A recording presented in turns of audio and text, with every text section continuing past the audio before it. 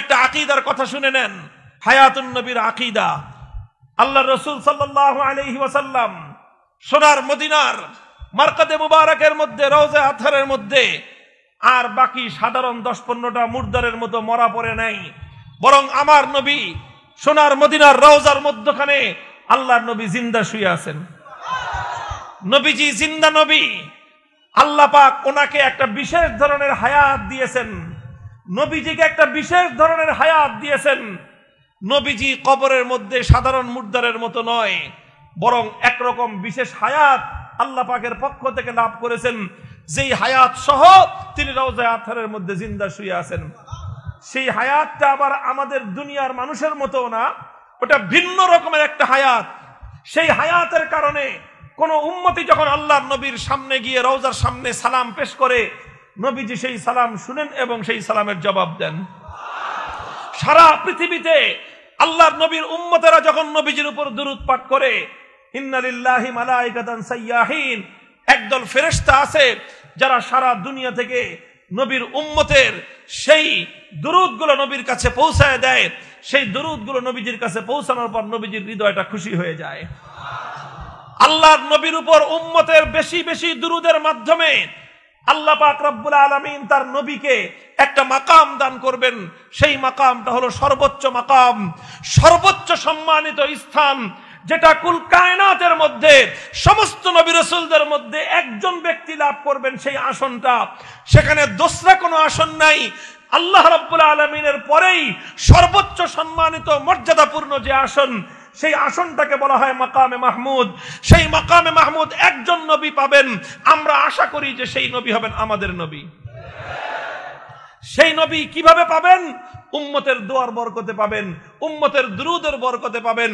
এজন্য নবীর উম্মতেরা যখন নবীর উপর দুরূদ পাঠ করে, উম্মতেরা যখন নবীর উপর ওসিলার দোয়া করে, উম্মতেরা যখন নবীর জন্য দোয়া করে, তখন আল্লাহর নবী উম্মতের উপর খুশি হয়ে যান। কারণ এই নবীর উম্মতের দোয়ার বরকতে আল্লাহ পাক নবীজিকে সর্বোচ্চ সম্মানিত আসনে অধিষ্ঠিত করবেন। মুহতারাম হাজিরিন, আমার নবী রওজার মধ্যে সাধারণ মুর্দার মতো মরা না জিন্দা। কাজেই দুনিয়াতে যা কিছু হচ্ছে নবীজির কাছে ফেরেশতারা খবর নিয়ে পৌঁছান। যখন ফ্রান্সের শার্লি এবদো পত্রিকার কুখ্যাত কার্টুনিস্ট ওরা যখন আল্লাহর নবীকে ব্যঙ্গচিত্র অঙ্কন করে নবীজিকে যখন কটাক্ষ করলো, এই সমস্ত দুনিয়ার বদ আমলের কথাগুলো নবীর রওজায় পৌঁছাচ্ছে। যখন আল্লাহর নবী জানতে পারছেন এই পৃথিবীতে নবীকে নিয়ে ব্যঙ্গ করা হচ্ছে, কটাক্ষ করা হচ্ছে, নবীজির শানে গুস্তাখি আর বেয়াদবি করা হচ্ছে, তখন আমার নবীর হৃদয়ে কষ্ট লাগে কি লাগে না?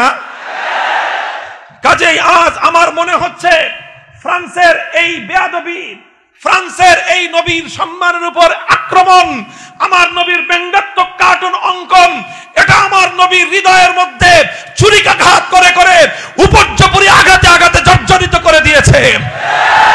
আমার নবীর হৃদয় থেকে আজকে রক্তক্ষরণ হচ্ছে। হে মুসলমান, একথা মনে রেখো, একথা মনে রেখো, যখন আল্লাহর নবীর হৃদয় আহত হয়, আমার নবী যখন ক্ষতবিক্ষত হন, খোদার আরশের মধ্যে কম্পন তৈরি হয়ে যায়। আল্লাহর পক্ষ থেকে গজব দুনিয়াতে নেমে আসবার জন্য পাগল পারা হয়ে ওঠে। তায়েফের ময়দানে যখন আমার নবীর রক্ত ঝরেছিল, খোদার আরশের মধ্যে কম্পন তৈরি হয়েছিল। আসমান থেকে ফেরেশতা এসে গিয়েছিল গোটা তায়েফ নগরীকে পৃথিবীর ইতিহাস থেকে নিশ্চিহ্ন করে দেওয়ার জন্য। সেদিন যদি আল্লাহর নবী বারণ না করতেন, যদি সেদিন আল্লাহর নবী অনুমতি দিতেন, আজ পৃথিবীর মানচিত্রে তায়েফ নামক কোন জনবসতি খুঁজে পাওয়া যেত না। কেন? কারণ ওরা আমার নবীর সঙ্গে বেয়াদবি করেছিল, কারণ ওরা আমার নবীর শরীর থেকে রক্ত ছড়িয়েছিল, কারণ ওরা আমার নবীকে আঘাতে আঘাতে জর্জরিত করে দিয়েছিল। নবীকে আঘাত করা দুনিয়াতে আল্লাহর গজব কেটে নিয়ে আনে। নবীর সঙ্গে বেয়াদবি করা আল্লাহর পক্ষ থেকে গজব দুনিয়াতে নেমে আসবার কারণ তৈরি হয়।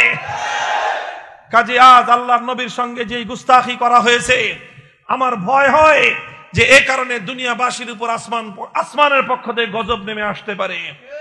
এই জন্য উম্মতের করণীয় হলো এই, নবীজির উপর যদি বেশি বেশি দুরূদ পাঠ করা যায়, তাহলে আমার নবীর হৃদয়টা উপশম হবে, নবীর মনটা খুশি হবে যে আমার দুশমনেরা